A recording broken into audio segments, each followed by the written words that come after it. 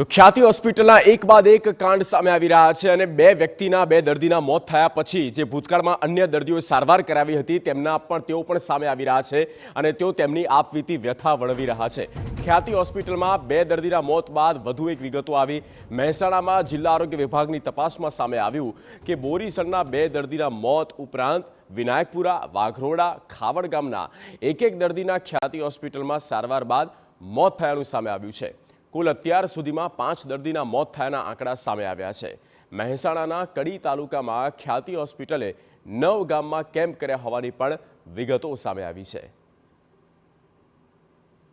Overall कुल बोरीसना बे जे आपણા लाभार्थी मृत्यु पाम्या नारायणभाई साइडમાં અને મહેશભાઈ બારોટ એ સિવાય અમારા ધ્યાને બીજા 3 મૃત્યુ અમારા ધ્યાને આવ્યા છે। એમાં એક મૃત્યુ હતું એ મૃત્યુ 2023માં થયેલ છે। એ 23/3/2023ના રોજ જે ખાવડમાં કેમ્પ કર્યો હતો અને ખાવડની અંદર ચાવડાવાસના લાભાર્થી 84 વર્ષના ચાવડા મૂળજીભાઈ રામાભાઈનું મૃત્યુ અમારા ધ્યાને આવ્યું છે।